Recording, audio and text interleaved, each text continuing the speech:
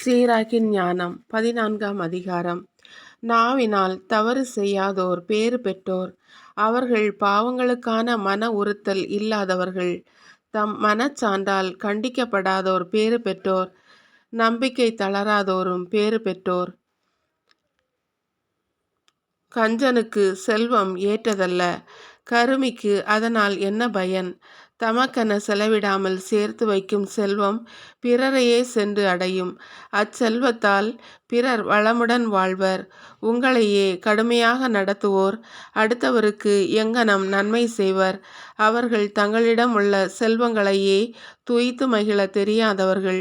தமக்கு தாமே கருமியராய் இருப்போரை விட கொடியவர் இலர். அவர்களது கஞ்சத்தனத்துக்கு இதுவே தண்டனை. அவர்கள் நன்மை செய்தாலும் அது அவர்களை அறியாமல் நிகழ்கின்றது. இறுதியில் தங்கள் கஞ்சத்தனத்தையே காட்டிவிடுவர். பொறாமை கொண்டோர் தீயோர்.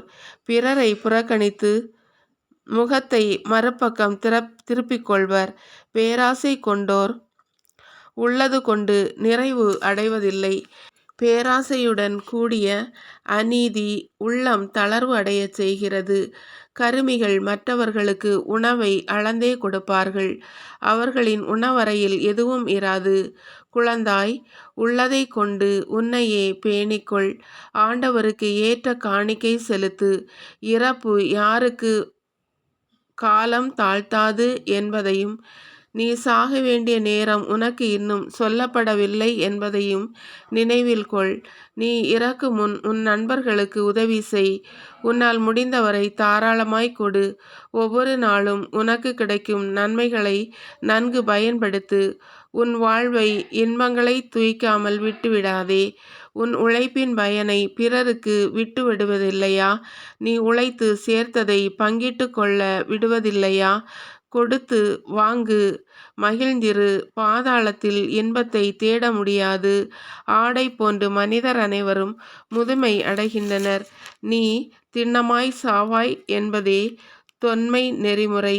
இவை அடர்ந்த மரத்தின் சில இலைகள் உதிர்கின்றன, சில இலைகள் தளிர்க்கின்றன. ஊனும் உதிரமும் கொண்ட மனித இனத்திலும் சிலர் இறப்பர், சிலர் பிறப்பர். கை வேலைப்பாடுகளெல்லாம் மட்கி மறையும். அவற்றை செய்தோரும் அவற்றோடு மறைந்தொழிவர். ஞானத்தில் நாட்டம் செலுத்துவோர் பேறு பெற்றோர். அறிவு கூர்மை கொண்டு வாதிடுவோரும் பேறு பெற்றோர். ஞானத்தின் வழிகள் பற்றி தம் உள்ளத்தில் எண்ணி பார்ப்போருக்கு, அதன் இரகசியங்களை சீர்தூக்கி பார்ப்போரும் பேறு பெற்றோர். வேடர் போன்று அதை தேடிச் சென்று அதன் வழிகளில் பதுங்கி இருப்போரும் பேறு பெற்றோர். அதன் பலகணி வழியே உற்று நோக்குவோரும் அதன் கதவு அருகே நின்று கேட்போரும் பேறு பெற்றோர். அதன் வீட்டின் அருகே தங்குவோரும் அதன் சுவரில் தம் கூடாரத்தின் முளையை இறக்குவோரும் பேறு பெற்றோர். அதன் அருகிலேயே தம் கூடாரத்தை அமைப்போரும் அதன் இனிமை நிறைந்த இடத்தில் தம் இல்லத்தை கட்டுவோரும் பேறு பெற்றோர். அதன் நிழலில் தம் பிள்ளைகளை கிடத்துவோரும் அதன் கிளைகளுக்கு அடியில் தங்குவோரும் பேறு பெற்றோர். வெப்பத்தினின்று ஞானத்திடம் தஞ்சம் புகுவோரும் அதன் மாட்சியின் நடுவே குடியிருப்போரும் பேறு பெற்றோர்.